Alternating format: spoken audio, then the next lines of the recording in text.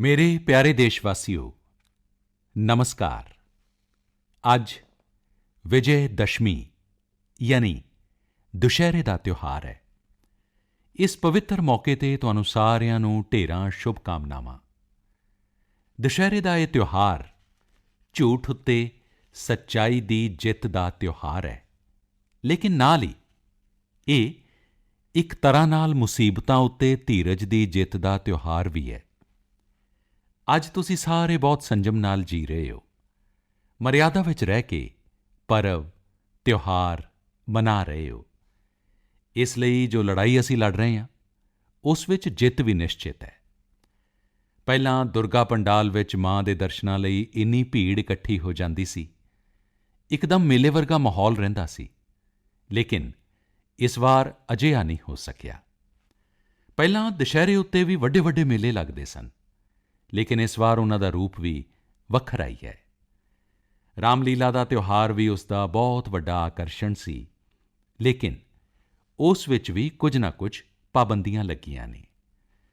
ਪਹਿਲਾਂ ਨਵਰਾਤਰਿਆਂ ਉੱਤੇ ਗੁਜਰਾਤ ਦੇ ਗਰਬਾ ਦੀ ਗੂੰਜ ਹਰ ਪਾਸੇ ਛਾਈ ਰਹਿੰਦੀ ਸੀ। ਇਸ ਵਾਰੀ ਵੱਡੇ ਆਯੋਜਨ ਸਾਰੇ ਬੰਦ ਨੇ। ਅਜੇ ਅੱਗੇ ਹੋਰ ਵੀ ਕਈ ਤਿਉਹਾਰ ਆਉਣ ਵਾਲੇ ਨੇ। ਅੱਗੇ ਈਦ ਹੈ, ਸ਼ਰਦ ਪੂਰਨਿਮਾ ਹੈ, ਵਾਲਮੀਕੀ ਜਯੰਤੀ ਹੈ, ਫਿਰ ਧਨਤੇਰਸ, ਦੀਵਾਲੀ, ਭਾਈ ਦੂਜ, ਛਠ ਮਈਆ ਦੀ ਪੂਜਾ ਹੈ, ਗੁਰੂ ਨਾਨਕ ਦੇਵ ਜੀ ਦੀ ਜਯੰਤੀ ਹੈ। ਕੋਰੋਨਾ ਦੇ ਇਸ ਸੰਕਟ ਕਾਲ ਵਿੱਚ ਅਸੀਂ ਸੰਜਮ ਨਾਲ ਹੀ ਕੰਮ ਲੈਣਾ ਹੈ, ਮਰਿਆਦਾ ਵਿੱਚ ਹੀ ਰਹਿਣਾ ਹੈ।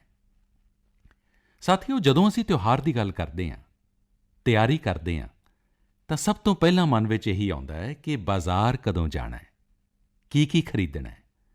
ਖਾਸ ਕਰ ਬੱਚਿਆਂ ਵਿੱਚ ਤਾਂ ਇਸ ਦਾ ਵਿਸ਼ੇਸ਼ ਉਤਸ਼ਾਹ ਰਹਿੰਦਾ ਹੈ। ਇਸ ਵਾਰੀ ਤਿਉਹਾਰ ਉੱਤੇ ਨਵਾਂ ਕੀ ਮਿਲਣ ਵਾਲਾ ਹੈ। ਤਿਉਹਾਰਾਂ ਦੀ ਇਹ ਉਮੰਗ ਅਤੇ ਬਾਜ਼ਾਰ ਦੀ ਚਮਕ ਇੱਕ ਦੂਜੇ ਨਾਲ ਜੁੜੀਆਂ ਨੇ। ਲੇਕਿਨ ਇਸ ਵਾਰੀ ਜਦੋਂ ਤੁਸੀਂ ਖਰੀਦਦਾਰੀ ਕਰਨ ਜਾਓ, ਤਾਂ ਵੋਕਲ ਫਾਰ ਲੋਕਲ ਦਾ ਆਪਣਾ ਸੰਕਲਪ ਜ਼ਰੂਰ ਯਾਦ ਰੱਖੋ। ਬਾਜ਼ਾਰ ਤੋਂ ਸਮਾਨ ਖਰੀਦਣ ਸਮੇਂ ਅਸੀਂ ਸਥਾਨਕ ਉਤਪਾਦਾਂ ਨੂੰ ਪਹਿਲ ਦੇਣੀ ਹੈ। ਸਾਥੀਓ, ਤਿਉਹਾਰਾਂ ਦੇ ਇਸ ਖੁਸ਼ੀ ਭਰੇ ਮੌਕੇ ਉੱਤੇ ਲਾਕਡਾਊਨ ਦੇ ਸਮੇਂ ਨੂੰ ਵੀ ਯਾਦ ਰੱਖਣਾ ਚਾਹੀਦਾ ਹੈ। ਲਾਕਡਾਊਨ ਵਿੱਚ ਅਸੀਂ ਸਮਾਜ ਦੇ ਉਹਨਾਂ ਸਾਥੀਆਂ ਨੂੰ ਹੋਰ ਨਜ਼ਦੀਕ ਤੋਂ ਜਾਣਿਆ ਹੈ, ਜਿਨ੍ਹਾਂ ਤੋਂ ਬਿਨਾਂ ਸਾਡਾ ਜੀਵਨ ਬਹੁਤ ਹੀ ਮੁਸ਼ਕਿਲ ਹੋ ਜਾਂਦਾ ਹੈ। ਸਫਾਈ ਕਰਮਚਾਰੀ, ਘਰ ਵਿੱਚ ਕੰਮ ਕਰਨ ਵਾਲੇ ਭੈਣ-ਭਰਾ, ਲੋਕਲ ਸਬਜ਼ੀ ਵਾਲੇ, ਦੁੱਧ ਵਾਲੇ, ਸਿਕਿਉਰਿਟੀ ਗਾਰਡਜ਼, ਇਨ੍ਹਾਂ ਸਾਰਿਆਂ ਦਾ ਸਾਡੇ ਜੀਵਨ ਵਿੱਚ ਕੀ ਰੋਲ ਹੈ, ਅਸੀਂ ਹੁਣ ਭਲੀ-ਭਾਂਤ ਮਹਿਸੂਸ ਕੀਤਾ ਹੈ। ਮੁਸ਼ਕਿਲ ਸਮੇਂ ਵਿੱਚ ਇਹ ਤੁਹਾਡੇ ਨਾਲ ਸਨ, ਸਾਡੇ ਸਾਰਿਆਂ ਦੇ ਨਾਲ ਸਨ। ਹੁਣ ਆਪਣੇ ਤਿਉਹਾਰਾਂ ਵਿੱਚ, ਆਪਣੀਆਂ ਖੁਸ਼ੀਆਂ ਵਿੱਚ ਵੀ ਅਸੀਂ ਇਨ੍ਹਾਂ ਨੂੰ ਨਾਲ ਰੱਖਣਾ ਹੈ। ਮੇਰਾ ਅਨੁਰੋਧ ਹੈ ਕਿ ਜਿਵੇਂ ਵੀ ਸੰਭਵ ਹੋਵੇ, ਇਨ੍ਹਾਂ ਨੂੰ ਆਪਣੀਆਂ ਖੁਸ਼ੀਆਂ ਵਿੱਚ ਸ਼ਾਮਿਲ ਜ਼ਰੂਰ ਕਰੋ। ਪਰਿਵਾਰ ਦੇ ਮੈਂਬਰ ਦੇ ਵਾਂਗ ਕਰੋ। ਫਿਰ ਤੁਸੀਂ ਵੇਖੋਗੇ ਤੁਹਾਡੀਆਂ ਖੁਸ਼ੀਆਂ ਕਿੰਨੀਆਂ ਵੱਧ ਜਾਂਦੀਆਂ ਨੇ। ਸਾਥੀਓ, ਅਸੀਂ ਆਪਣੇ ਉਹਨਾਂ ਬਹਾਦਰ ਸੈਨਿਕਾਂ ਨੂੰ ਵੀ ਯਾਦ ਰੱਖਣਾ ਹੈ ਜੋ ਇਨ੍ਹਾਂ ਤਿਉਹਾਰਾਂ ਵਿੱਚ ਵੀ ਸਰਹੱਦਾਂ ਉੱਤੇ ਡਟੇ ਹੋਏ ਨੇ, ਭਾਰਤ ਮਾਤਾ ਦੀ ਸੇਵਾ ਅਤੇ ਸੁਰੱਖਿਆ ਕਰ ਰਹੇ ਨੇ। ਅਸੀਂ ਉਨ੍ਹਾਂ ਨੂੰ ਯਾਦ ਕਰਕੇ ਹੀ ਆਪਣੇ ਤਿਉਹਾਰ ਮਨਾਉਣੇ ਨੇ। ਅਸੀਂ ਘਰ ਵਿੱਚ ਇੱਕ ਦੀਵਾ ਭਾਰਤ ਮਾਤਾ ਦੇ ਇਨ੍ਹਾਂ ਵੀਰ ਬੇਟੇ-ਬੇਟੀਆਂ ਦੇ ਸਨਮਾਨ ਵਿੱਚ ਜਗਾਉਣਾ ਹੈ। ਮੈਂ ਆਪਣੇ ਵੀਰ ਜਵਾਨਾਂ ਨੂੰ ਵੀ ਕਹਿਣਾ ਚਾਹੁੰਦਾ ਕਿ ਤੁਸੀਂ ਭਾਵੇਂ ਸਰਹੱਦ ਉੱਤੇ ਹੋ, ਲੇਕਿਨ ਪੂਰਾ ਦੇਸ਼ ਤੁਹਾਡੇ ਨਾਲ ਹੈ, ਤੁਹਾਡੇ ਲਈ ਕਾਮਨਾ ਕਰ ਰਿਹਾ ਹੈ। ਮੈਂ ਉਨ੍ਹਾਂ ਪਰਿਵਾਰਾਂ ਦੇ ਪਿਆਰ ਨੂੰ ਵੀ ਨਮਨ ਕਰਦਾ, ਜਿਨ੍ਹਾਂ ਦੇ ਬੇਟੇ-ਬੇਟੀਆਂ ਅੱਜ ਸਰਹੱਦ ਤੇ ਨੇ। ਹਰ ਉਹ ਵਿਅਕਤੀ ਜੋ ਦੇਸ਼ ਨਾਲ ਜੁੜੀ ਕਿਸੇ ਨਾ ਕਿਸੇ ਜ਼ਿੰਮੇਵਾਰੀ ਦੀ ਵਜ੍ਹਾ ਨਾਲ ਆਪਣੇ ਘਰ ਵਿੱਚ ਨਹੀਂ ਹੈ, ਆਪਣੇ ਪਰਿਵਾਰ ਤੋਂ ਦੂਰ ਹੈ, ਮੈਂ ਦਿਲ ਤੋਂ ਉਸ ਦਾ ਆਭਾਰ ਪ੍ਰਗਟ ਕਰਦਾ। ਮੇਰੇ ਪਿਆਰੇ ਦੇਸ਼ਵਾਸੀਓ, ਅੱਜ ਜਦੋਂ ਅਸੀਂ ਲੋਕਲ ਦੇ ਲਈ ਵੋਕਲ ਹੋ ਰਹੇ ਹਾਂ, ਤਾਂ ਦੁਨੀਆ ਵੀ ਸਾਡੇ ਲੋਕਲ ਪ੍ਰੋਡਕਟਸ ਦੀ ਫੈਨ ਹੋ ਰਹੀ ਹੈ। ਸਾਡੇ ਕਈ ਲੋਕਲ ਪ੍ਰੋਡਕਟਸ ਵਿੱਚ ਗਲੋਬਲ ਹੋਣ ਦੀ ਬਹੁਤ ਵੱਡੀ ਸ਼ਕਤੀ ਹੈ। ਜਿਵੇਂ ਇੱਕ ਉਦਾਹਰਣ ਹੈ ਖਾਦੀ ਦਾ। ਲੰਮੇ ਸਮੇਂ ਤੱਕ ਖਾਦੀ ਸਾਦਗੀ ਦੀ ਪਛਾਣ ਰਹੀ ਹੈ, ਲੇਕਿਨ ਸਾਡੀ ਖਾਦੀ ਅੱਜ ਈਕੋ ਫ੍ਰੈਂਡਲੀ ਫੈਬਰਿਕ ਦੇ ਰੂਪ ਵਿੱਚ ਜਾਣੀ ਜਾ ਰਹੀ ਹੈ। ਸਿਹਤ ਦੇ ਪੱਖੋਂ ਵੀ ਇਹ ਬਾਡੀ ਫ੍ਰੈਂਡਲੀ ਫੈਬਰਿਕ ਹੈ, ਆਲ ਵੈਦਰ ਫੈਬਰਿਕ ਹੈ, ਅਤੇ ਅੱਜ ਖਾਦੀ ਫੈਸ਼ਨ ਸਟੇਟਮੈਂਟ ਤਾਂ ਬਣ ਹੀ ਰਹੀ ਹੈ, ਖਾਦੀ ਦੀ ਪੋਪੁਲੈਰਿਟੀ ਤਾਂ ਵਧ ਹੀ ਰਹੀ ਹੈ, ਨਾਲ ਹੀ ਦੁਨੀਆ ਵਿੱਚ ਕਈ ਜਗ੍ਹਾ ਖਾਦੀ ਬਣਾਈ ਵੀ ਜਾ ਰਹੀ ਹੈ। ਮੈਕਸੀਕੋ ਵਿੱਚ ਇੱਕ ਜਗ੍ਹਾ ਓਹਾਕਾ, ਇਸ ਇਲਾਕੇ ਵਿੱਚ ਕਈ ਪਿੰਡ ਅਜਿਹੇ ਨੇ ਜਿੱਥੇ ਸਥਾਨਕ ਦਿਹਾਤੀ ਖਾਦੀ ਬੁਣਨ ਦਾ ਕੰਮ ਕਰਦੇ ਨੇ। ਅੱਜ ਇੱਥੋਂ ਦੀ ਖਾਦੀ ਓਹਾਕਾ ਖਾਦੀ ਦੇ ਨਾਂ ਨਾਲ ਪ੍ਰਸਿੱਧ ਹੋ ਚੁੱਕੀ ਹੈ। ਓਹਾਕਾ ਵਿੱਚ ਖਾਦੀ ਕਿਵੇਂ ਪਹੁੰਚੀ, ਇਹ ਵੀ ਘੱਟ ਇੰਟਰੈਸਟਿੰਗ ਨਹੀਂ ਹੈ। ਦਰਅਸਲ ਮੈਕਸੀਕੋ ਦੇ ਇੱਕ ਨੌਜਵਾਨ ਮਾਰਕ ਬਰਾਊਨ ਨੇ ਇੱਕ ਵਾਰ ਮਹਾਤਮਾ ਗਾਂਧੀ ਬਾਰੇ ਇੱਕ ਫਿਲਮ ਦੇਖੀ। ਬਰਾਊਨ ਇਹ ਫਿਲਮ ਵੇਖ ਕੇ ਬਾਪੂ ਤੋਂ ਇੰਨਾ ਪ੍ਰਭਾਵਿਤ ਹੋਏ ਕਿ ਉਹ ਭਾਰਤ ਵਿੱਚ ਬਾਪੂ ਦੇ ਆਸ਼ਰਮ ਆਏ ਅਤੇ ਬਾਪੂ ਦੇ ਬਾਰੇ ਹੋਰ ਗਹਿਰਾਈ ਨਾਲ ਜਾਣਿਆ ਸਮਝਿਆ। ਉਦੋਂ ਬਰਾਊਨ ਨੂੰ ਅਹਿਸਾਸ ਹੋਇਆ ਕਿ ਖਾਦੀ ਸਿਰਫ ਇੱਕ ਕੱਪੜਾ ਹੀ ਨਹੀਂ ਹੈ, ਬਲਕਿ ਇਹ ਤਾਂ ਇੱਕ ਪੂਰੀ ਜੀਵਨ ਪੱਧਤੀ ਹੈ। ਇਸ ਨਾਲ ਕਿਸ ਤਰ੍ਹਾਂ ਗ੍ਰਾਮੀਣ ਅਰਥ ਵਿਵਸਥਾ ਅਤੇ ਆਤਮ ਨਿਰਭਰਤਾ ਦਾ ਦਰਸ਼ਨ ਜੁੜਿਆ ਹੈ।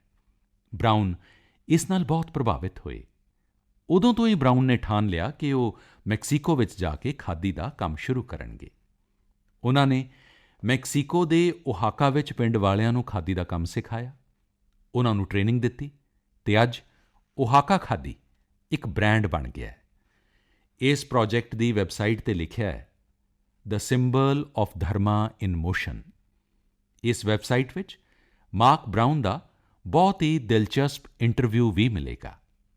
ਉਹ ਦੱਸਦੇ ਨੇ ਕਿ ਸ਼ੁਰੂ ਵਿੱਚ ਲੋਕਾਂ ਨੂੰ ਖਾਦੀ ਬਾਰੇ ਕੁਝ ਸ਼ੰਕਾ ਸੀ, ਪਰੰਤੂ ਆਖਿਰਕਾਰ ਇਸ ਵਿੱਚ ਲੋਕਾਂ ਦੀ ਦਿਲਚਸਪੀ ਵਧੀ ਅਤੇ ਇਸ ਦਾ ਬਾਜ਼ਾਰ ਤਿਆਰ ਹੋ ਗਿਆ। ਉਹ ਕਹਿੰਦੇ ਨੇ, ਇਹ ਰਾਮ-ਰਾਜ ਨਾਲ ਜੁੜੀਆਂ ਗੱਲਾਂ ਨੇ। ਜਦੋਂ ਤੁਸੀਂ ਲੋਕਾਂ ਦੀਆਂ ਜ਼ਰੂਰਤਾਂ ਨੂੰ ਪੂਰਾ ਕਰਦੇ ਹੋ ਤਾਂ ਫਿਰ ਲੋਕ ਵੀ ਤੁਹਾਡੇ ਨਾਲ ਜੁੜਨ ਲੱਗਦੇ ਨੇ। ਸਾਥੀਓ, ਦਿੱਲੀ ਦੇ ਕਨਾਟ ਪਲੇਸ ਦੇ ਖਾਦੀ ਸਟੋਰ ਵਿੱਚ ਇਸ ਵਾਰ ਗਾਂਧੀ ਜਯੰਤੀ 'ਤੇ ਇੱਕ ਹੀ ਦਿਨ ਵਿੱਚ 1 ਕਰੋੜ ਰੁਪਏ ਤੋਂ ਜ਼ਿਆਦਾ ਦੀ ਖਰੀਦਦਾਰੀ ਹੋਈ। ਇਸੇ ਤਰ੍ਹਾਂ ਕੋਰੋਨਾ ਦੇ ਸਮੇਂ ਵਿੱਚ ਖਾਦੀ ਦੇ ਮਾਸਕ ਵੀ ਬਹੁਤ ਪੋਪੂਲਰ ਹੋ ਰਹੇ ਨੇ। ਦੇਸ਼ ਭਰ ਵਿੱਚ ਕਈ ਜਗ੍ਹਾ ਸੈਲਫ ਹੈਲਪ ਗਰੁੱਪਸ ਅਤੇ ਦੂਸਰੀਆਂ ਸੰਸਥਾਵਾਂ ਖਾਦੀ ਦੇ ਮਾਸਕ ਬਣਾ ਰਹੀਆਂ ਨੇ। ਯੂਪੀ ਵਿੱਚ ਬਾਰਾਬੰਕੀ ਵਿੱਚ ਇੱਕ ਮਹਿਲਾ ਹੈ, ਸੁਮਨ ਦੇਵੀ। ਸੁਮਨ ਜੀ ਨੇ ਸੈਲਫ ਹੈਲਪ ਗਰੁੱਪ ਦੀਆਂ ਆਪਣੀਆਂ ਸਾਥੀ ਔਰਤਾਂ ਦੇ ਨਾਲ ਮਿਲ ਕੇ ਖਾਦੀ ਮਾਸਕ ਬਣਾਉਣਾ ਸ਼ੁਰੂ ਕੀਤਾ। ਹੌਲੀ-ਹੌਲੀ ਉਨ੍ਹਾਂ ਦੇ ਨਾਲ ਹੋਰ ਔਰਤਾਂ ਵੀ ਜੁੜਦੀਆਂ ਚਲੀਆਂ ਗਈਆਂ।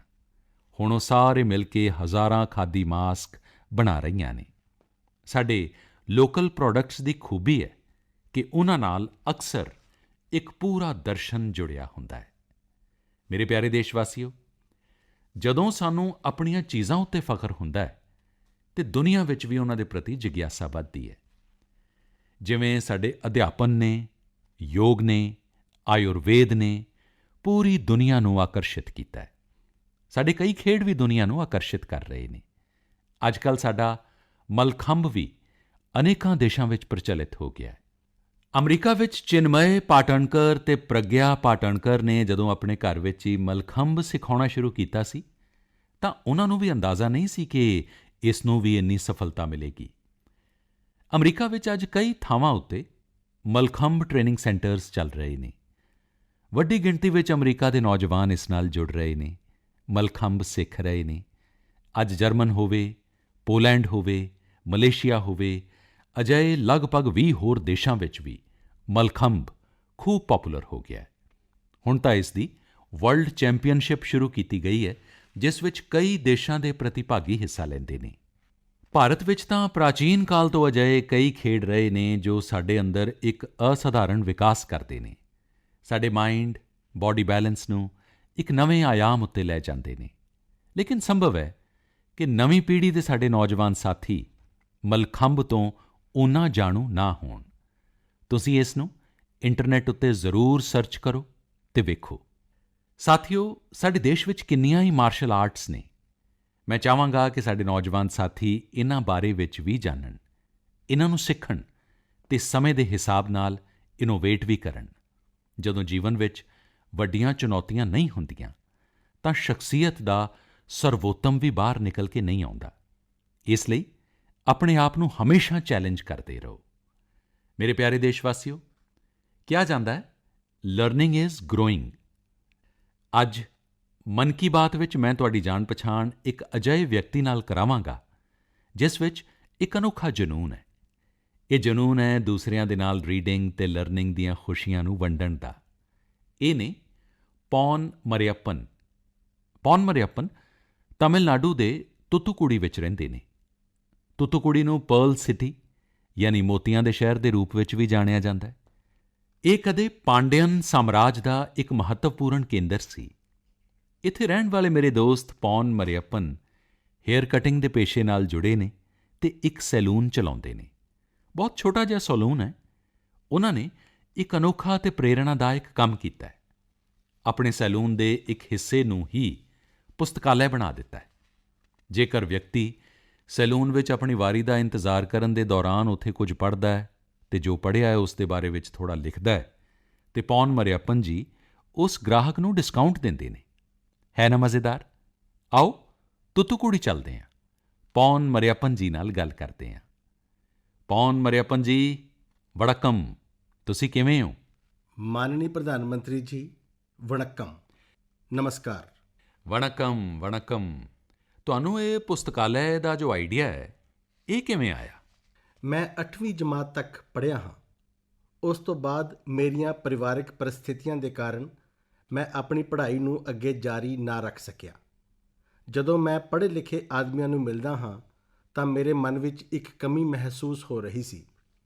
ਇਸ ਲਈ ਮੇਰੇ ਮਨ ਵਿੱਚ ਇਹ ਆਇਆ ਕਿ ਅਸੀਂ ਕਿਉਂ ਨਾ ਇੱਕ ਪੁਸਤਕਾਲਿਆ ਸਥਾਪਿਤ ਕਰੀਏ ਅਤੇ ਉਸ ਨਾਲ ਬਹੁਤ ਸਾਰੇ ਲੋਕਾਂ ਨੂੰ ਇਹ ਲਾਭ ਹੋਏਗਾ।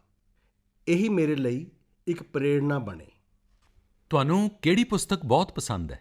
ਮੈਨੂੰ ਥਿਰੂਕੁਰਲ ਬਹੁਤ ਪਸੰਦ ਹੈ। ਤੁਹਾਡੇ ਨਾਲ ਗੱਲ ਕਰਨ ਵਿੱਚ ਮੈਨੂੰ ਬਹੁਤ ਪ੍ਰਸੰਨਤਾ ਹੋਈ। ਤੁਹਾਨੂੰ ਬਹੁਤ ਸ਼ੁਭਕਾਮਨਾਵਾਂ। ਮੈਂ ਵੀ ਮਾਣਯੋਗ ਪ੍ਰਧਾਨ ਮੰਤਰੀ ਜੀ ਨਾਲ ਗੱਲ ਕਰਦੇ ਹੋਏ ਅਤੀ ਪ੍ਰਸੰਨਤਾ ਮਹਿਸੂਸ ਕਰ ਰਿਹਾ ਹਾਂ। ਅਨੇਕ ਸ਼ੁਭਕਾਮਨਾਵਾਂ। ਧੰਨਵਾਦ ਪ੍ਰਧਾਨ ਮੰਤਰੀ ਜੀ। Thank you.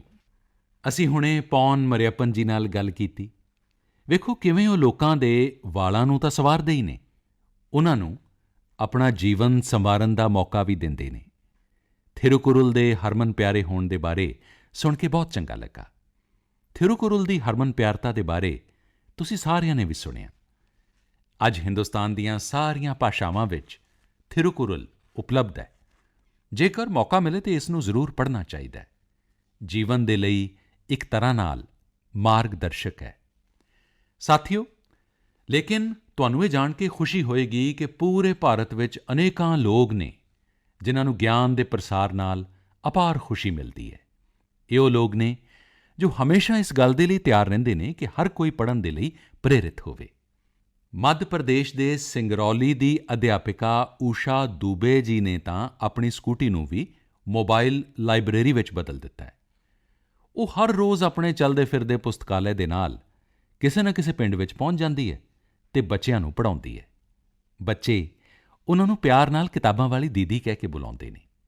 ਇਸ ਸਾਲ ਅਗਸਤ ਵਿੱਚ ਅਰੁਣਾਚਲ ਪ੍ਰਦੇਸ਼ ਦੇ ਨਿਰਜੂਲੀ ਦੇ ਰਾਇਓ ਪਿੰਡ ਵਿੱਚ ਇੱਕ ਸੈਲਫ ਹੈਲਪ ਲਾਇਬ੍ਰੇਰੀ ਬਣਾਈ ਗਈ ਹੈ। ਦਰਅਸਲ ਉੱਥੋਂ ਦੀ ਮੀਨਾ ਗੁਰੰਗ ਅਤੇ ਦਿਵਾਂਗ ਹੋਸਾਈ ਨੂੰ ਜਦੋਂ ਪਤਾ ਲੱਗਾ ਕਿ ਕਸਬੇ ਵਿੱਚ ਕੋਈ ਲਾਇਬ੍ਰੇਰੀ ਨਹੀਂ ਹੈ ਅਤੇ ਉਹਨਾਂ ਨੇ ਇਸ ਦੀ ਫੰਡਿੰਗ ਦੇ ਲਈ ਹੱਥ ਵਧਾਇਆ। ਤੁਹਾਨੂੰ ਇਹ ਜਾਣ ਕੇ ਹੈਰਾਨੀ ਹੋਏਗੀ ਕਿ ਇਸ ਲਾਇਬ੍ਰੇਰੀ ਦੇ ਲਈ ਕੋਈ ਮੈਂਬਰਸ਼ਿਪ ਹੀ ਨਹੀਂ ਹੈ। ਕੋਈ ਵੀ ਵਿਅਕਤੀ 2 ਹਫ਼ਤਿਆਂ ਦੇ ਲਈ ਕਿਤਾਬ ਲਿਜਾ ਸਕਦਾ ਹੈ। ਪੜ੍ਹਨ ਤੋਂ ਬਾਅਦ ਉਸ ਨੂੰ ਵਾਪਸ ਕਰਨਾ ਹੁੰਦਾ ਹੈ। ਇਹ ਲਾਇਬ੍ਰੇਰੀ 7 ਦਿਨ 24 ਘੰਟੇ ਖੁੱਲ੍ਹੀ ਰਹਿੰਦੀ ਹੈ। ਆਂਢ-ਗੁਆਂਢ ਦੇ ਮਾਪੇ ਇਹ ਵੇਖ ਕੇ ਕਾਫੀ ਖੁਸ਼ ਨੇ ਕਿ ਉਹਨਾਂ ਦੇ ਬੱਚੇ ਕਿਤਾਬ ਪੜ੍ਹਨ ਵਿੱਚ ਜੁਟੇ ਹੋਏ ਨੇ। ਖਾਸ ਕਰਕੇ ਉਸ ਸਮੇਂ ਜਦੋਂ ਸਕੂਲਾਂ ਨੇ ਵੀ ਆਨਲਾਈਨ ਕਲਾਸਿਸ ਸ਼ੁਰੂ ਕਰ ਦਿੱਤੀਆਂ ਨੇ। ਉੱਥੇ ਹੀ ਇੱਕ ਚੰਡੀਗੜ੍ਹ ਵਿੱਚ NGO ਚਲਾਉਣ ਵਾਲੇ ਸੰਦੀਪ ਕੁਮਾਰ ਜੀ ਨੇ ਇੱਕ ਮਿੰਨੀ ਵੈਨ ਵਿੱਚ ਮੋਬਾਈਲ ਲਾਇਬ੍ਰੇਰੀ ਬਣਾਈ ਹੈ। ਇਸੇ ਮਾਧਿਅਮ ਨਾਲ ਗਰੀਬ ਬੱਚਿਆਂ ਨੂੰ ਪੜ੍ਹਨ ਦੇ ਲਈ ਮੁਫਤ ਵਿੱਚ ਬੁੱਕਸ ਦਿੱਤੀਆਂ ਜਾਂਦੀਆਂ ਨੇ। ਇਸ ਦੇ ਨਾਲ ਹੀ ਗੁਜਰਾਤ ਦੇ ਭਾਵਨਗਰ ਦੀਆਂ 2 ਸੰਸਥਾਵਾਂ ਦੇ ਬਾਰੇ ਮੈਂ ਜਾਣਦਾ ਜੋ ਬਿਹਤਰੀਨ ਕੰਮ ਕਰ ਰਹੀਆਂ ਨੇ। ਉਹਨਾਂ ਵਿੱਚੋਂ ਇੱਕ ਹੈ ਵਿਕਾਸ ਵਰਤੁਲ ਟਰੱਸਟ। ਇਹ ਸੰਸਥਾ ਪ੍ਰਤੀਯੋਗੀ ਪ੍ਰੀਖਿਆਵਾਂ ਦੀ ਤਿਆਰੀ ਕਰਨ ਵਾਲੇ ਵਿਦਿਆਰਥੀਆਂ ਦੇ ਲਈ ਬਹੁਤ ਮਦਦਗਾਰ ਹੈ। ਇਹ ਟਰੱਸਟ 1975 ਤੋਂ ਕੰਮ ਕਰ ਰਿਹਾ ਹੈ ਅਤੇ ਇਹ 5000 ਪੁਸਤਕਾਂ ਦੇ ਨਾਲ 140 ਤੋਂ ਜ਼ਿਆਦਾ ਮੈਗਜ਼ੀਨ ਉਪਲਬਧ ਕਰਾਉਂਦਾ ਹੈ। ਅਜਿਹੀ ਇੱਕ ਸੰਸਥਾ ਪੁਸਤਕ ਪਰਵ ਹੈ। ਇਹ ਇਨੋਵੇਟਿਵ ਪ੍ਰੋਜੈਕਟ ਹੈ ਜੋ ਸਾਹਿਤਕ ਪੁਸਤਕਾਂ ਦੇ ਨਾਲ ਹੀ ਦੂਸਰੀਆਂ ਕਿਤਾਬਾਂ ਮੁਫਤ ਉਪਲਬਧ ਕਰਾਉਂਦੇ ਨੇ। ਇਸ ਲਾਇਬ੍ਰੇਰੀ ਵਿੱਚ ਅਧਿਆਤਮਿਕ, ਆਯੁਰਵੈਦਿਕ, ਉਪਚਾਰ ਅਤੇ ਕਈ ਹੋਰ ਵਿਸ਼ਿਆਂ ਨਾਲ ਸੰਬੰਧਿਤ ਪੁਸਤਕਾਂ ਵੀ ਸ਼ਾਮਿਲ ਨੇ। ਜੇਕਰ ਤੁਹਾਨੂੰ ਇਸ ਤਰ੍ਹਾਂ ਦੇ ਹੋਰ ਯਤਨਾਂ ਦੇ ਬਾਰੇ ਕੁਝ ਪਤਾ ਹੈ ਤਾਂ ਮੇਰਾ ਅਨੁਰੋਧ ਹੈ ਕਿ ਤੁਸੀਂ ਉਸ ਨੂੰ ਸੋਸ਼ਲ ਮੀਡੀਆ ਉੱਤੇ ਜ਼ਰੂਰ ਸਾਂਝਾ ਕਰੋ। ਇਹ ਉਦਾਹਰਣ ਪੁਸਤਕ ਪੜ੍ਹਨ ਜਾਂ ਪੁਸਤਕਾਲय ਖੋਲ੍ਹਣ ਤੱਕ ਹੀ ਸੀਮਿਤ ਨਹੀਂ ਹੈ, ਬਲਕਿ ਇਹ ਉਸ ਨਵੇਂ ਭਾਰਤ ਦੀ ਭਾਵਨਾ ਦਾ ਵੀ ਪ੍ਰਤੀਕ ਹੈ ਜਿਸ ਵਿੱਚ ਸਮਾਜ ਦੇ ਵਿਕਾਸ ਦੇ ਲਈ ਹਰ ਖੇਤਰ ਅਤੇ ਹਰ ਤਬਕੇ ਦੇ ਲੋਕ ਨਵੇਂ-ਨਵੇਂ ਅਤੇ ਇਨੋਵੇਟਿਵ ਤਰੀਕੇ ਅਪਣਾ ਰਹੇ ਨੇ।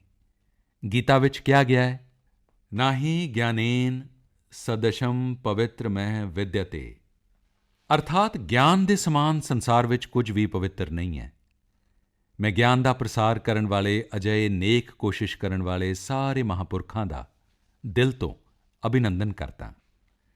ਮੇਰੇ ਪਿਆਰੇ ਦੇਸ਼ਵਾਸੀਓ, ਕੁਝ ਹੀ ਦਿਨਾਂ ਬਾਅਦ ਸਰਦਾਰ ਵੱਲਭ ਭਾਈ ਪਟੇਲ ਜੀ ਦੀ ਜਨਮ ਜਯੰਤੀ 31 ਅਕਤੂਬਰ ਨੂੰ ਅਸੀਂ ਸਾਰੇ ਰਾਸ਼ਟਰੀ ਏਕਤਾ ਦਿਵਸ ਦੇ ਤੌਰ ਤੇ ਮਨਾਵਾਂਗੇ। ਮਨ ਕੀ ਬਾਤ ਵਿੱਚ ਪਹਿਲਾਂ ਵੀ ਅਸੀਂ ਸਰਦਾਰ ਵੱਲਭ ਬਾਰੇ ਵਿਸਥਾਰ ਨਾਲ ਗੱਲ ਕੀਤੀ ਹੈ। ਅਸੀਂ ਉਹਨਾਂ ਦੀ ਮਹਾਨ ਸ਼ਖਸੀਅਤ ਦੇ ਕਈ ਪਹਿਲੂਆਂ ਤੇ ਚਰਚਾ ਕੀਤੀ ਹੈ। ਬਹੁਤ ਘੱਟ ਲੋਕ ਮਿਲਣਗੇ ਜਿਨ੍ਹਾਂ ਦੀ ਸ਼ਖਸੀਅਤ ਵਿੱਚ ਇਕੱਠੇ ਕਈ ਸਾਰੇ ਤੱਤ ਮੌਜੂਦ ਨੇ।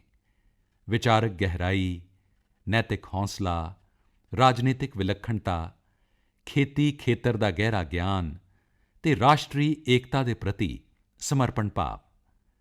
ਕੀ ਤੁਸੀਂ ਸਰਦਾਰ ਪਟੇਲ ਦੇ ਬਾਰੇ ਇੱਕ ਗੱਲ ਜਾਣਦੇ ਹੋ ਜੋ ਉਹਨਾਂ ਦੇ ਸੈਂਸ ਆਫ ਹਿਊਮਰ ਨੂੰ ਦਰਸਾਉਂਦੀ ਹੈ?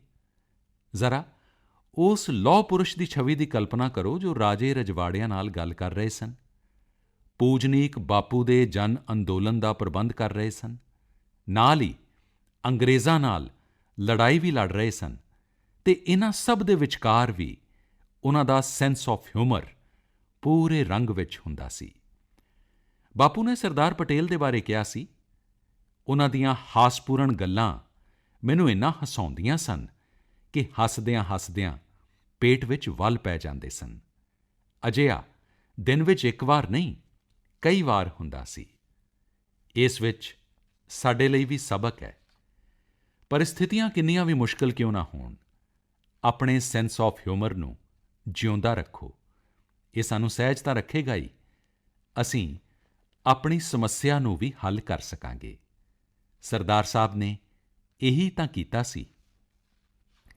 ਮੇਰੇ ਪਿਆਰੇ ਦੇਸ਼ਵਾਸੀਓ, ਸਰਦਾਰ ਪਟੇਲ ਨੇ ਆਪਣਾ ਪੂਰਾ ਜੀਵਨ ਦੇਸ਼ ਦੀ ਇਕਜੁੱਟਤਾ ਦੇ ਲਈ ਸਮਰਪਿਤ ਕਰ ਦਿੱਤਾ। ਉਨ੍ਹਾਂ ਨੇ ਭਾਰਤੀ ਜਨਮਾਨਸ ਨੂੰ ਸੁਤੰਤਰਤਾ ਅੰਦੋਲਨ ਨਾਲ ਜੋੜਿਆ। ਉਨ੍ਹਾਂ ਨੇ ਆਜ਼ਾਦੀ ਦੇ ਨਾਲ ਕਿਸਾਨਾਂ ਦੇ ਮੁੱਦਿਆਂ ਨੂੰ ਜੋੜਨ ਦਾ ਕੰਮ ਕੀਤਾ। ਉਨ੍ਹਾਂ ਨੇ ਰਾਜੇ ਰਜਵਾੜਿਆਂ ਨੂੰ ਸਾਡੇ ਰਾਸ਼ਟਰ ਦੇ ਨਾਲ ਇੱਕ ਕਰਨ ਦਾ ਕੰਮ ਕੀਤਾ। ਉਹ ਵਿਭਿੰਨਤਾ ਵਿੱਚ ਏਕਤਾ ਦੇ ਮੰਤਰ ਨੂੰ ਹਰ ਭਾਰਤੀ ਦੇ ਮਨ ਵਿੱਚ ਜਗਾ ਰਹੇ ਸਨ। ਸਾਥੀਓ, ਅੱਜ ਅਸੀਂ ਆਪਣੀ ਬਾਣੀ, ਆਪਣੇ ਵਿਵਹਾਰ, ਆਪਣੇ ਕਰਮ ਨਾਲ ਹਰ ਪਲ ਉਨ੍ਹਾਂ ਸਾਰੀਆਂ ਚੀਜ਼ਾਂ ਨੂੰ ਅੱਗੇ ਵਧਾਉਣਾ ਹੈ ਜੋ ਸਾਨੂੰ ਇੱਕ ਕਰਕੇ, ਜੋ ਦੇਸ਼ ਦੇ ਇੱਕ ਹਿੱਸੇ ਵਿੱਚ ਰਹਿਣ ਵਾਲੇ ਨਾਗਰਿਕ ਦੇ ਮਨ ਵਿੱਚ ਦੂਸਰੇ ਕੋਨੇ ਵਿੱਚ ਰਹਿਣ ਵਾਲੇ ਨਾਗਰਿਕ ਦੇ ਲਈ ਸਹਿਜਤਾ ਅਤੇ ਆਪਣੇਪਨ ਦਾ ਭਾਵ ਪੈਦਾ ਕਰ ਸਕੇ। ਸਾਡੇ ਪੁਰਖਿਆਂ ਨੇ ਸਦੀਆਂ ਤੋਂ ਇਹ ਯਤਨ ਲਗਨ ਨਾਲ ਕੀਤੇ ਨੇ। ਹੁਣ ਵੇਖੋ, ਕੇਰਲ ਵਿੱਚ ਜਨਮੇ ਪੂਜਨੀਕ ਆਦਿ ਸ਼ੰਕਰਾਚਾਰਿਆ ਜੀ ਨੇ ਭਾਰਤ ਦੀਆਂ 4 ਦਿਸ਼ਾਵਾਂ ਵਿੱਚ 4 ਮਹੱਤਵਪੂਰਨ ਮੱਠਾਂ ਦੀ ਸਥਾਪਨਾ ਕੀਤੀ। ਉੱਤਰ ਵਿੱਚ ਬਦਰੀ ਆਸ਼ਰਮ, ਪੂਰਬ ਵਿੱਚ ਪੁਰੀ, ਦੱਖਣ ਵਿੱਚ ਸ਼੍ਰਿੰਗੇਰੀ ਅਤੇ ਪੱਛਮ ਵਿੱਚ ਦੁਆਰਕਾ। ਉਨ੍ਹਾਂ ਨੇ ਸ਼੍ਰੀਨਗਰ ਦੀ ਯਾਤਰਾ ਵੀ ਕੀਤੀ। ਇਹੀ ਕਾਰਨ ਹੈ ਕਿ ਉੱਥੇ ਇੱਕ ਸ਼ੰਕਰਾਚਾਰਿਆ ਹਿੱਲ ਹੈ। ਤੀਰਥ ਭ੍ਰਮਣ ਆਪਣੇ ਆਪ ਵਿੱਚ ਭਾਰਤ ਨੂੰ ਇੱਕ ਸੂਤਰ ਵਿੱਚ ਪਿਰੋਂਦਾ ਹੈ। ਜਿਓਤਿਰਲਿੰਗਾਂ ਅਤੇ ਸ਼ਕਤੀਪੀਠਾਂ ਦੀ ਲੜੀ ਭਾਰਤ ਨੂੰ ਇੱਕ ਸੂਤਰ ਵਿੱਚ ਬੰਨ੍ਹਦੀ ਹੈ। ਤ੍ਰਿਪੁਰਾ ਤੋਂ ਲੈ ਕੇ ਗੁਜਰਾਤ ਤੱਕ, ਜੰਮੂ ਕਸ਼ਮੀਰ ਤੋਂ ਲੈ ਕੇ ਤਮਿਲਨਾਡੂ ਤੱਕ ਸਥਾਪਿਤ ਸਾਡੇ ਸ਼ਰਧਾ ਦੇ ਕੇਂਦਰ ਸਾਨੂੰ ਇੱਕ ਕਰਦੇ ਨੇ। ਭਗਤੀ ਅੰਦੋਲਨ ਪੂਰੇ ਭਾਰਤ ਵਿੱਚ ਇੱਕ ਵੱਡਾ ਜਨ ਅੰਦੋਲਨ ਬਣ ਗਿਆ ਜਿਸ ਨੇ ਸਾਨੂੰ ਭਗਤੀ ਦੇ ਮਾਧਿਅਮ ਨਾਲ ਇਕਜੁੱਟ ਕੀਤਾ।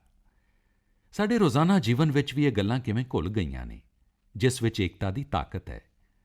ਹਰ ਇੱਕ ਧਾਰਮਿਕ ਕਾਰਜ ਤੋਂ ਪਹਿਲਾਂ ਵਿਭਿੰਨ ਨਦੀਆਂ ਨੂੰ ਯਾਦ ਕੀਤਾ ਜਾਂਦਾ ਹੈ। ਇਸ ਵਿੱਚ ਦੂਰ ਉੱਤਰ ਵਿੱਚ ਸਥਿਤ ਸਿੰਧੂ ਨਦੀ ਤੋਂ ਲੈ ਕੇ ਦੱਖਣ ਭਾਰਤ ਦੀ ਜੀਵਨਦਾਇਨੀ ਕਾਵੇਰੀ ਨਦੀ ਤੱਕ ਸ਼ਾਮਿਲ ਹੈ। ਅਕਸਰ ਸਾਡੇ ਇੱਥੇ ਲੋਕ ਕਹਿੰਦੇ ਨੇ, ਇਸ਼ਨਾਨ ਕਰਦੇ ਸਮੇਂ ਪਵਿੱਤਰ ਭਾਵ ਨਾਲ ਏਕਤਾ ਦਾ ਮੰਤਰ ਵੀ ਬੋਲਦੇ ਨੇ। ਗੰਗੇ ਚ ਯਮੁਨੇ ਚੈਵ ਗੋਦਾਵਰੀ ਸਰਸਵਤੀ ਨਰਮਦੇ ਸਿੰਧੂ ਕਾਵੇਰੀ ਜਲੇਸਿਮਨ ਸਨਿਧਮ ਕੁਰੂ। ਇਸੇ ਤਰ੍ਹਾਂ ਸਿੱਖਾਂ ਦੇ ਪਵਿੱਤਰ ਸਥਾਨਾਂ ਵਿੱਚ ਨਾਂਦੇੜ ਸਾਹਿਬ ਅਤੇ ਪਟਨਾ ਸਾਹਿਬ ਗੁਰਦੁਆਰੇ ਸ਼ਾਮਿਲ ਨੇ। ਸਾਡੇ ਸਿੱਖ ਗੁਰੂਆਂ ਨੇ ਵੀ ਆਪਣੇ ਜੀਵਨ ਅਤੇ ਸਦਕਾਰਜਾਂ ਦੇ ਮਾਧਿਅਮ ਨਾਲ ਏਕਤਾ ਦੀ ਭਾਵਨਾ ਨੂੰ ਮਜ਼ਬੂਤ ਕੀਤਾ ਹੈ। ਪਿਛਲੀ ਸਦੀ ਵਿੱਚ ਸਾਡੇ ਦੇਸ਼ ਵਿੱਚ ਡਾਕਟਰ ਬਾਬਾ ਸਾਹਿਬ ਅੰਬੇਦਕਰ ਵਰਗੀਆਂ ਮਹਾਨ ਸ਼ਖਸੀਅਤਾਂ ਰਹੀਆਂ ਨੇ, ਜਿਨ੍ਹਾਂ ਨੇ ਸਾਨੂੰ ਸਾਰਿਆਂ ਨੂੰ ਸੰਵਿਧਾਨ ਦੇ ਮਾਧਿਅਮ ਨਾਲ ਇਕਜੁੱਟ ਕੀਤਾ। ਸਾਥੀਓ, unity is power, unity is strength, unity is progress, unity is empowerment, united we will scale new heights. ਵੈਸੇ ਅਜਿਹੀਆਂ ਤਾਕਤਾਂ ਵੀ ਮੌਜੂਦ ਰਹੀਆਂ ਨੇ ਜੋ ਨਿਰੰਤਰ ਸਾਡੇ ਮਨ ਵਿੱਚ ਸ਼ੱਕ ਦਾ ਬੀਜ ਬੀਜਣ ਦੀ ਕੋਸ਼ਿਸ਼ ਕਰ ਰਹੀਆਂ ਨੇ, ਦੇਸ਼ ਨੂੰ ਵੰਡਣ ਦੀ ਕੋਸ਼ਿਸ਼ ਕਰਦੀਆਂ ਨੇ। ਦੇਸ਼ ਨੇ ਵੀ ਹਰ ਵਾਰ ਇਨ੍ਹਾਂ ਬਦ-ਇਰਾਦਿਆਂ ਦਾ ਮੂੰਹ ਤੋੜ ਜਵਾਬ ਦਿੱਤਾ ਹੈ। ਅਸੀਂ ਨਿਰੰਤਰ ਆਪਣੀ ਕ੍ਰਿਏਟੀਵਿਟੀ ਨਾਲ, ਪ੍ਰੇਮ ਨਾਲ ਹਰ ਪਲ ਯਤਨਪੂਰਵਕ ਆਪਣੇ ਛੋਟੇ ਤੋਂ ਛੋਟੇ ਕੰਮਾਂ ਵਿੱਚ ਇੱਕ ਭਾਰਤ ਸ਼੍ਰੇਸ਼ਠ ਭਾਰਤ ਦੇ ਖੂਬਸੂਰਤ ਰੰਗਾਂ ਨੂੰ ਸਾਹਮਣੇ ਲਿਆਉਣਾ ਹੈ। ਏਕਤਾ ਦੇ ਨਵੇਂ ਰੰਗ ਭਰਨੇ ਨੇ ਅਤੇ ਹਰ ਨਾਗਰਿਕ ਨੇ ਭਰਨੇ ਨੇ। ਇਸ ਸੰਦਰਭ ਵਿੱਚ ਮੈਂ ਤੁਹਾਨੂੰ ਸਾਰਿਆਂ ਨੂੰ ਇੱਕ ਵੈੱਬਸਾਈਟ ਵੇਖਣ ਦਾ ਅਨੁਰੋਧ ਕਰਦਾ, ekbharat.gov.in। ਇਸ ਵਿੱਚ ਨੈਸ਼ਨਲ ਇੰਟੈਗ੍ਰੇਸ਼ਨ ਦੀ ਸਾਡੀ ਮੁਹਿੰਮ ਨੂੰ ਅੱਗੇ ਵਧਾਉਣ ਦੇ ਕਈ ਯਤਨ ਦਿਖਾਈ ਦੇਣਗੇ। ਇਸ ਦਾ ਇੱਕ ਦਿਲਚਸਪ ਕਾਰਨਰ ਹੈ, ਅੱਜ ਦਾ ਵਾਕ। ਇਸ ਸੈਕਸ਼ਨ ਵਿੱਚ ਅਸੀਂ ਹਰ ਰੋਜ਼ ਇੱਕ ਵਾਕ ਨੂੰ ਵੱਖ-ਵੱਖ ਭਾਸ਼ਾਵਾਂ ਵਿੱਚ ਕਿਵੇਂ ਬੋਲਦੇ ਹਾਂ, ਇਹ ਸਿੱਖ ਸਕਦੇ ਹਾਂ। ਤੁਸੀਂ ਇਸ ਵੈੱਬਸਾਈਟ ਦੇ ਲਈ ਵੀ ਕੰਟਰੀਬਿਊਟ ਵੀ ਕਰੋ। ਜਿਵੇਂ ਹਰ ਰਾਜ ਅਤੇ ਸੰਸਕ੍ਰਿਤੀ ਵਿੱਚ ਵੱਖ-ਵੱਖ ਖਾਣ-ਪਾਣ ਹੁੰਦਾ ਹੈ। ਇਹ ਪਕਵਾਨ ਸਥਾਨਕ ਪੱਧਰ ਦੇ ਖਾਸ ਇਨਗਰੀਡੀਐਂਟਸ ਯਾਨੀ ਅਨਾਜ ਅਤੇ ਮਸਾਲਿਆਂ ਨਾਲ ਬਣਾਏ ਜਾਂਦੇ ਨੇ। ਕੀ ਅਸੀਂ ਇਨ੍ਹਾਂ ਲੋਕਲ ਫੂਡ ਦੀ ਰੈਸਿਪੀ ਨੂੰ ਲੋਕਲ ਇਨਗਰੀਡੀਐਂਟਸ ਦੇ ਨਾਵਾਂ ਨਾਲ ਇੱਕ ਭਾਰਤ ਸ਼੍ਰੇਸ਼ਠ ਭਾਰਤ ਵੈੱਬਸਾਈਟ ਉੱਤੇ ਸ਼ੇਅਰ ਕਰ ਸਕਦੇ ਹਾਂ? ਯੂਨਿਟੀ ਅਤੇ ਇਮਿਊਨਿਟੀ ਨੂੰ ਵਧਾਉਣ ਦੇ ਲਈ ਇਸ ਤੋਂ ਬਿਹਤਰ ਤਰੀਕਾ ਹੋਰ ਕੀ ਹੋ ਸਕਦਾ ਹੈ? ਸਾਥੀਓ, ਇਸ ਮਹੀਨੇ ਦੀ 31 ਤਾਰੀਖ ਨੂੰ ਮੈਨੂੰ ਕੇਵੜੀਆ ਵਿੱਚ ਇਤਿਹਾਸਿਕ ਸਟੈਚੂ ਆਫ ਯੂਨਿਟੀ ਉੱਤੇ ਹੋ ਰਹੇ ਕਈ ਪ੍ਰੋਗਰਾਮਾਂ ਵਿੱਚ ਸ਼ਾਮਿਲ ਹੋਣ ਦਾ ਮੌਕਾ ਮਿਲੇਗਾ। ਤੁਸੀਂ ਲੋਕ ਵੀ ਜ਼ਰੂਰ ਜੁੜਨਾ। ਮੇਰੇ ਪਿਆਰੇ ਦੇਸ਼ਵਾਸੀਓ, 31 ਅਕਤੂਬਰ ਨੂੰ ਅਸੀਂ ਵਾਲਮੀਕੀ ਜਯੰਤੀ ਵੀ ਮਨਾਵਾਂਗੇ। ਮੈਂ ਮਹਾਰਿਸ਼ੀ ਵਾਲਮੀਕੀ ਨੂੰ ਨਮਨ ਕਰਦਾ ਅਤੇ ਇਸ ਖਾਸ ਮੌਕੇ ਦੇ ਲਈ ਦੇਸ਼ਵਾਸੀਆਂ ਨੂੰ ਹਾਰਦਿਕ ਸ਼ੁਭਕਾਮਨਾਵਾਂ ਦਿੰਦਾ। ਮਹਾਰਿਸ਼ੀ ਵਾਲਮੀਕੀ ਦੇ ਮਹਾਨ ਵਿਚਾਰ ਕਰੋੜਾਂ ਲੋਕਾਂ ਨੂੰ ਪ੍ਰੇਰਿਤ ਕਰਦੇ ਨੇ, ਸ਼ਕਤੀ ਪ੍ਰਦਾਨ ਕਰਦੇ ਨੇ। ਇਹ ਲੱਖਾਂ ਕਰੋੜਾਂ ਗਰੀਬਾਂ ਅਤੇ ਦਲਿਤਾਂ ਦੇ ਲਈ ਬਹੁਤ ਵੱਡੀ ਉਮੀਦ ਹੈ। ਉਨ੍ਹਾਂ ਦੇ ਅੰਦਰ ਆਸ਼ਾ ਅਤੇ ਵਿਸ਼ਵਾਸ ਦਾ ਸੰਚਾਰ ਕਰਦੇ ਨੇ।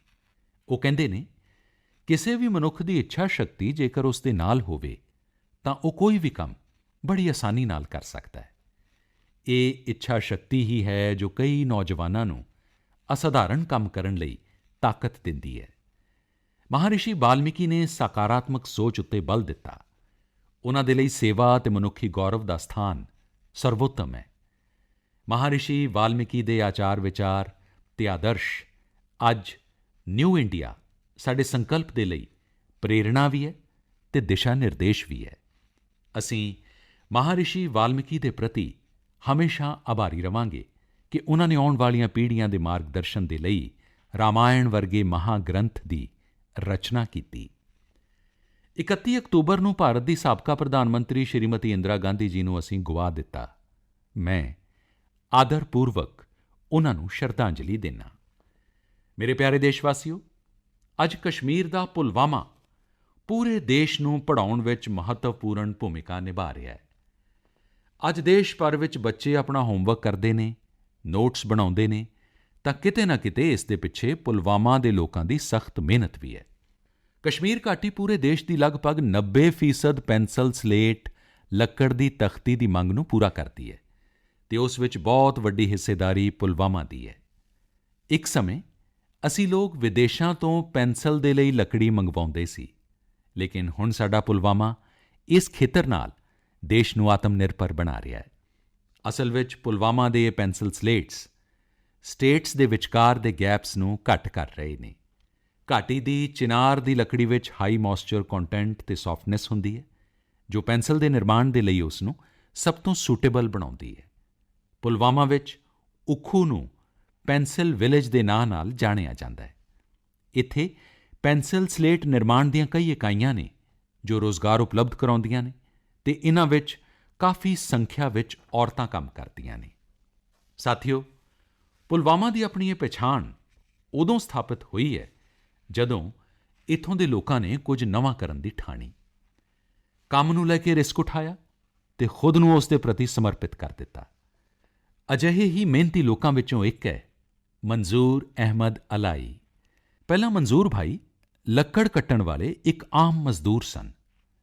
ਮੰਜ਼ੂਰ ਭਾਈ ਕੁਝ ਨਵਾਂ ਕਰਨਾ ਚਾਹੁੰਦੇ ਸਨ ਤਾਂ ਕਿ ਉਨ੍ਹਾਂ ਦੀਆਂ ਆਉਣ ਵਾਲੀਆਂ ਪੀੜ੍ਹੀਆਂ ਗਰੀਬੀ ਵਿੱਚ ਨਾ ਜੀਣ। ਉਨ੍ਹਾਂ ਨੇ ਆਪਣੀ ਪੁਸ਼ਤੈਨੀ ਜ਼ਮੀਨ ਵੇਚ ਦਿੱਤੀ ਅਤੇ ਐਪਲ ਵੁਡਨ ਬਾਕਸ ਯਾਨੀ ਸੇਬ ਰੱਖਣ ਵਾਲੇ ਲੱਕੜੀ ਦੇ ਬਕਸੇ ਬਣਾਉਣ ਦੀ ਯੂਨਿਟ ਸ਼ੁਰੂ ਕੀਤੀ। ਉਹ ਆਪਣੇ ਛੋਟੇ ਜਿਹੇ ਬਿਜ਼ਨਸ ਵਿੱਚ ਜੁਟੇ ਹੋਏ ਸਨ ਤਾਂ ਹੀ ਮੰਜ਼ੂਰ ਭਾਈ ਨੂੰ ਕਿਤੋਂ ਇਹ ਪਤਾ ਲੱਗਾ ਕਿ ਪੈਨਸਿਲ ਨਿਰਮਾਣ ਵਿੱਚ ਪੌਪੂਲਰ ਵੁੱਡ ਯਾਨੀ ਚਿਨਾਰ ਦੀ ਲੱਕੜੀ ਦੀ ਵਰਤੋਂ ਸ਼ੁਰੂ ਕੀਤੀ ਗਈ ਹੈ। ਇਹ ਜਾਣਕਾਰੀ ਮਿਲਣ ਤੋਂ ਬਾਅਦ ਮੰਜ਼ੂਰ ਭਾਈ ਨੇ ਆਪਣੀ ਯੋਗਤਾ ਵਿਖਾਉਂਦੇ ਹੋਏ ਕੁਝ ਫੇਮਸ ਪੈਨਸਿਲ ਮੈਨੂਫੈਕਚਰਿੰਗ ਯੂਨਿਟਸ ਨੂੰ ਪੌਪੂਲਰ ਵੁਡਨ ਬਾਕਸ ਦੀ ਸਪਲਾਈ ਸ਼ੁਰੂ ਕਰ ਦਿੱਤੀ। ਮੰਜ਼ੂਰ ਜੀ ਨੂੰ ਇਹ ਬਹੁਤ ਫਾਇਦੇਮੰਦ ਲੱਗਿਆ ਅਤੇ ਉਨ੍ਹਾਂ ਦੀ ਆਮਦਨੀ ਵੀ ਚੰਗੀ ਖਾਸੀ ਵਧਣ ਲੱਗੀ। ਸਮੇਂ ਦੇ ਨਾਲ ਉਨ੍ਹਾਂ ਨੇ ਪੈਨਸਿਲ ਸਲੇਟ ਮੈਨੂਫੈਕਚਰਿੰਗ ਮਸ਼ੀਨਰੀ ਲੈ ਲਈ ਅਤੇ ਉਸ ਤੋਂ ਬਾਅਦ ਉਨ੍ਹਾਂ ਨੇ ਦੇਸ਼ ਦੀਆਂ ਵੱਡੀਆਂ ਕੰਪਨੀਆਂ ਨੂੰ ਪੈਨਸਿਲ ਸਲੇਟ ਦੀ ਸਪਲਾਈ ਸ਼ੁਰੂ ਕਰ ਦਿੱਤੀ। ਅੱਜ ਮੰਜ਼ੂਰ ਭਾਈ ਦੇ ਇਸ ਬਿਜ਼ਨਸ ਦਾ ਟਰਨਓਵਰ ਕਰੋੜਾਂ ਵਿੱਚ ਹੈ ਅਤੇ ਉਹ ਲਗਭਗ 200 ਲੋਕਾਂ ਨੂੰ ਰੁਜ਼ਗਾਰ ਵੀ ਦੇ ਰਹੇ ਨੇ। ਅੱਜ ਮਨ ਕੀ ਬਾਤ ਦੇ ਜ਼ਰੀਏ ਸਾਰੇ ਦੇਸ਼ ਵਾਸੀਆਂ ਦੇ ਵੱਲੋਂ ਮੈਂ ਮੰਜ਼ੂਰ ਭਾਈ ਸਮੇਤ ਪੁਲਵਾਮਾ ਦੇ ਮਿਹਨਤਕਸ਼ ਭੈਣ ਭਰਾਵਾਂ ਨੂੰ ਅਤੇ ਉਨ੍ਹਾਂ ਦੇ ਪਰਿਵਾਰ ਵਾਲਿਆਂ ਦੀ ਸ਼ਲਾਘਾ ਕਰਦਾ। ਤੁਸੀਂ ਸਾਰੇ ਦੇਸ਼ ਦੇ ਯੰਗ ਮਾਈਂਡਸ ਸਿੱਖਿਅਤ ਕਰਨ ਦੇ ਲਈ ਆਪਣਾ ਬਹੁਮੁੱਲਾ ਯੋਗਦਾਨ ਦੇ ਰਹੇ ਹੋ। ਮੇਰੇ ਪਿਆਰੇ ਦੇਸ਼ ਵਾਸੀਓ, ਲਾਕਡਾਊਨ ਦੇ ਦੌਰਾਨ ਟੈਕਨੋਲੋਜੀ ਬੇਸਡ ਸਰਵਿਸ ਡਿਲੀਵਰੀ ਦੇ ਲਈ ਕਈ ਪ੍ਰਯੋਗ ਸਾਡੇ ਦੇਸ਼ ਵਿੱਚ ਹੋਏ ਨੇ ਅਤੇ ਹੁਣ ਅਜਿਹਾ ਨਹੀਂ ਰਿਹਾ ਕਿ ਬਹੁਤ ਵੱਡੀ ਟੈਕਨੋਲੋਜੀ ਅਤੇ ਲੌਜਿਸਟਿਕ ਕੰਪਨੀਜ਼ ਹੀ ਇਹ ਕਰ ਸਕਦੀਆਂ ਨੇ। ਝਾਰਖੰਡ ਵਿੱਚ ਇਹ ਕੰਮ ਔਰਤਾਂ ਦੇ ਸੈਲਫ ਹੈਲਪ ਗਰੁੱਪ ਨੇ ਕਰ ਵਿਖਾਇਆ ਹੈ। ਇਨ੍ਹਾਂ ਔਰਤਾਂ ਨੇ ਕਿਸਾਨਾਂ ਦੇ ਖੇਤਾਂ ਤੋਂ ਸਬਜ਼ੀਆਂ ਦੇ ਫਲ ਲਏ ਅਤੇ ਸਿੱਧੇ ਘਰਾਂ ਤੱਕ ਪਹੁੰਚਾਏ। ਇਨ੍ਹਾਂ ਔਰਤਾਂ ਨੇ ਆਜੀਵਿਕਾ ਫਾਰਮ ਫਰੈਸ਼ ਨਾਂ ਨਾਲ ਇੱਕ ਐਪ ਬਣਵਾਇਆ ਜਿਸ ਦੇ ਜ਼ਰੀਏ ਲੋਕ ਆਸਾਨੀ ਨਾਲ ਸਬਜ਼ੀਆਂ ਮੰਗਵਾ ਸਕਦੇ ਨੇ। ਇਸ ਪੂਰੀ ਕੋਸ਼ਿਸ਼ ਨਾਲ ਕਿਸਾਨਾਂ ਨੂੰ ਆਪਣੀਆਂ ਸਬਜ਼ੀਆਂ ਅਤੇ ਫਲਾਂ ਦੀ ਚੰਗੀ ਕੀਮਤ ਮਿਲੀ ਅਤੇ ਲੋਕਾਂ ਨੂੰ ਵੀ ਫਰੈਸ਼ ਸਬਜ਼ੀਆਂ ਅਤੇ ਫਰੂਟ ਮਿਲਦਾ ਰਿਹਾ। ਉੱਥੇ ਆਜੀਵਿਕਾ ਫਾਰਮ ਫਰੈਸ਼ ਐਪ ਦਾ ਆਈਡੀਆ ਬਹੁਤ ਪੌਪੂਲਰ ਹੋ ਰਿਹਾ ਹੈ। ਲਾਕਡਾਊਨ ਵਿੱਚ ਇਨ੍ਹਾਂ ਨੇ 50 ਲੱਖ ਰੁਪਏ ਤੋਂ ਵੀ ਜ਼ਿਆਦਾ ਦੀਆਂ ਫਲ ਸਬਜ਼ੀਆਂ ਲੋਕਾਂ ਤੱਕ ਪਹੁੰਚਾਈਆਂ ਨੇ। ਸਾਥੀਓ, ਐਗਰੀਕਲਚਰ ਸੈਕਟਰ ਵਿੱਚ ਨਵੀਆਂ ਸੰਭਾਵਨਾਵਾਂ ਬਣਦੀਆਂ ਵੇਖ ਸਾਡੇ ਨੌਜਵਾਨ ਵੀ ਕਾਫੀ ਗਿਣਤੀ ਵਿੱਚ ਇਸ ਨਾਲ ਜੁੜਨ ਲੱਗੇ ਨੇ। ਮੱਧ ਪ੍ਰਦੇਸ਼ ਦੇ ਬੜਵਾਨੀ ਵਿੱਚ ਅਤੁਲ ਪਾਟੀਦਾਰ ਆਪਣੇ ਖੇਤਰ ਦੇ 4000 ਕਿਸਾਨਾਂ ਨੂੰ ਡਿਜੀਟਲ ਰੂਪ ਨਾਲ ਜੋੜ ਚੁੱਕੇ ਨੇ। ਇਹ ਕਿਸਾਨ ਅਤੁਲ ਪਾਟੀਦਾਰ ਦੇ ਪਲੈਟਫਾਰਮ ਫਾਰਮ ਕਾਰਡ ਦੇ ਜ਼ਰੀਏ ਖੇਤੀ ਦੇ ਸਮਾਨ ਜਿਵੇਂ ਖਾਦ ਬੀਜ ਪੈਸਟੀਸਾਈਡ ਫੰਗੀਸਾਈਡ ਆਦਿ ਦੀ ਹੋਮ ਡਿਲੀਵਰੀ ਪਾ ਰਹੇ ਨੇ। ਯਾਨੀ ਕਿਸਾਨਾਂ ਨੂੰ ਘਰ ਤੱਕ ਉਨ੍ਹਾਂ ਦੀਆਂ ਜ਼ਰੂਰਤਾਂ ਦੀਆਂ ਚੀਜ਼ਾਂ ਮਿਲ ਰਹੀਆਂ ਨੇ। ਇਸ ਡਿਜੀਟਲ ਪਲੈਟਫਾਰਮ ਉੱਤੇ ਆਧੁਨਿਕ ਖੇਤੀ ਉਪਕਰਣ ਵੀ ਕਿਰਾਏ 'ਤੇ ਮਿਲ ਜਾਂਦੇ ਨੇ। ਲਾਕਡਾਊਨ ਦੇ ਸਮੇਂ ਵੀ ਇਸ ਡਿਜੀਟਲ ਪਲੈਟਫਾਰਮ ਦੇ ਜ਼ਰੀਏ ਕਿਸਾਨਾਂ ਨੂੰ ਹਜ਼ਾਰਾਂ ਪੈਕੇਟ ਡਿਲੀਵਰ ਕੀਤੇ ਗਏ ਜਿਨ੍ਹਾਂ ਵਿੱਚ ਕਪਾਹ ਅਤੇ ਸਬਜ਼ੀਆਂ ਦੇ ਬੀਜ ਵੀ ਸਨ। ਅਤੁਲ ਜੀ ਅਤੇ ਉਨ੍ਹਾਂ ਦੀ ਟੀਮ ਕਿਸਾਨਾਂ ਨੂੰ ਤਕਨੀਕੀ ਰੂਪ ਨਾਲ ਜਾਗਰੂਕ ਕਰ ਰਹੀ ਹੈ, ਆਨਲਾਈਨ ਪੇਮੈਂਟ ਅਤੇ ਖਰੀਦਦਾਰੀ ਸਿਖਾ ਰਹੀ ਹੈ। ਸਾਥੀਓ, ਇਨ੍ਹੀਂ ਦਿਨੀਂ ਮਹਾਰਾਸ਼ਟਰ ਦੀ ਇੱਕ ਘਟਨਾ ਵੱਲ ਮੇਰਾ ਧਿਆਨ ਗਿਆ। ਉੱਥੇ ਇੱਕ ਫਾਰਮਰ ਪ੍ਰੋਡਿਊਸਰ ਕੰਪਨੀ ਨੇ ਮੱਕੀ ਦੀ ਖੇਤੀ ਕਰਨ ਵਾਲੇ ਕਿਸਾਨਾਂ ਤੋਂ ਮੱਕੀ ਖਰੀਦੀ। ਕੰਪਨੀ ਨੇ ਕਿਸਾਨਾਂ ਨੂੰ ਇਸ ਵਾਰ ਮੁੱਲ ਦੇ ਇਲਾਵਾ ਬੋਨਸ ਵੀ ਦਿੱਤਾ। ਕਿਸਾਨਾਂ ਨੂੰ ਵੀ ਇੱਕ ਸੁਖਦ ਹੈਰਾਨੀ ਹੋਈ ਜਦੋਂ ਉਸ ਕੰਪਨੀ ਤੋਂ ਪੁੱਛਿਆ ਗਿਆ ਤਾਂ ਉਨ੍ਹਾਂ ਕਿਹਾ ਕਿ ਭਾਰਤ ਸਰਕਾਰ ਨੇ ਜੋ ਨਵੇਂ ਖੇਤੀ ਕਾਨੂੰਨ ਬਣਾਏ ਨੇ, ਹੁਣ ਉਸ ਦੇ ਤਹਿਤ ਕਿਸਾਨ ਭਾਰਤ ਵਿੱਚ ਕਿਤੇ ਵੀ ਫਸਲ ਵੇਚ ਪਾ ਰਹੇ ਨੇ ਅਤੇ ਉਨ੍ਹਾਂ ਨੂੰ ਚੰਗੀ ਕੀਮਤ ਮਿਲ ਰਹੀ ਹੈ। ਇਸ ਲਈ ਉਹਨਾਂ ਨੇ ਸੋਚਿਆ ਕਿ ਇਸ ਵਾਰ ਐਕਸਟਰਾ ਪ੍ਰੋਫਿਟ ਨੂੰ ਕਿਸਾਨਾਂ ਦੇ ਨਾਲ ਵੀ ਵੰਡਣਾ ਚਾਹੀਦਾ ਹੈ। ਉਸ 'ਤੇ ਉਹਨਾਂ ਦਾ ਵੀ ਹੱਕ ਹੈ ਅਤੇ ਉਹਨਾਂ ਨੇ ਕਿਸਾਨਾਂ ਨੂੰ ਬੋਨਸ ਦਿੱਤਾ। ਸਾਥੀਓ, ਬੋਨਸ ਅਜੇ ਭਾਵੇਂ ਛੋਟਾ ਹੀ ਹੋਵੇ, ਲੇਕਿਨ ਇਹ ਸ਼ੁਰੂਆਤ ਬਹੁਤ ਵੱਡੀ ਹੈ। ਇਸ ਨਾਲ ਸਾਨੂੰ ਪਤਾ ਚੱਲਦਾ ਹੈ ਕਿ ਨਵੇਂ ਖੇਤੀ ਕਾਨੂੰਨ ਨਾਲ ਜ਼ਮੀਨੀ ਪੱਧਰ 'ਤੇ ਕਿਸ ਤਰ੍ਹਾਂ ਦੇ ਬਦਲਾਅ ਕਿਸਾਨਾਂ ਦੇ ਪੱਖ ਵਿੱਚ ਆਉਣ ਦੀਆਂ ਸੰਭਾਵਨਾਵਾਂ ਭਰੀਆਂ ਪਈਆਂ ਨੇ। ਮੇਰੇ ਪਿਆਰੇ ਦੇਸ਼ਵਾਸੀਓ, ਅੱਜ ਮਨ ਕੀ ਬਾਤ ਵਿੱਚ ਦੇਸ਼ ਵਾਸੀਆਂ ਦੀਆਂ ਅਸਾਧਾਰਣ ਉਪਲਬਧੀਆਂ, ਸਾਡੇ ਦੇਸ਼, ਸਾਡੀ ਸੰਸਕ੍ਰਿਤੀ ਦੇ ਵੱਖ-ਵੱਖ ਪਹਿਲੂਆਂ ਉੱਤੇ ਤੁਹਾਡੇ ਸਾਰਿਆਂ ਨਾਲ ਗੱਲ ਕਰਨ ਦਾ ਮੌਕਾ ਮਿਲਿਆ। ਸਾਡਾ ਦੇਸ਼ ਪ੍ਰਤਿਭਾਵਾਨ ਲੋਕਾਂ ਨਾਲ ਭਰਿਆ ਹੈ। ਜੇਕਰ ਤੁਸੀਂ ਵੀ ਅਜਿਹੇ ਲੋਕਾਂ ਨੂੰ ਜਾਣਦੇ ਹੋ ਤਾਂ ਉਹਨਾਂ ਦੇ ਬਾਰੇ ਗੱਲ ਕਰੋ, ਲਿਖੋ ਅਤੇ ਉਹਨਾਂ ਦੀਆਂ ਸਫਲਤਾਵਾਂ ਨੂੰ ਸ਼ੇਅਰ ਕਰੋ। ਆਉਣ ਵਾਲੇ ਤਿਉਹਾਰਾਂ ਦੀ ਤੁਹਾਨੂੰ ਅਤੇ ਤੁਹਾਡੇ ਪੂਰੇ ਪਰਿਵਾਰ ਨੂੰ ਬਹੁਤ-ਬਹੁਤ ਵਧਾਈ। ਲੇਕਿਨ ਇੱਕ ਗੱਲ ਯਾਦ ਰੱਖਣਾ ਅਤੇ ਤਿਉਹਾਰਾਂ ਵਿੱਚ ਵਿਸ਼ੇਸ਼ ਰੂਪ ਨਾਲ ਯਾਦ ਰੱਖਣਾ, ਮਾਸਕ ਪਹਿਨਣਾ, ਹੱਥ ਸਾਬਣ ਨਾਲ ਧੋਂਦੇ ਰਹਿਣਾ, 2 ਗਜ਼ ਦੀ ਦੂਰੀ ਬਣਾਈ ਰੱਖਣੀ ਹੈ। ਸਾਥੀਓ, ਅਗਲੇ ਮਹੀਨੇ ਫੇਰ ਤੁਹਾਡੇ ਨਾਲ ਮਨ ਕੀ ਬਾਤ ਹੋਏਗੀ। ਬਹੁਤ-ਬਹੁਤ ਧੰਨਵਾਦ।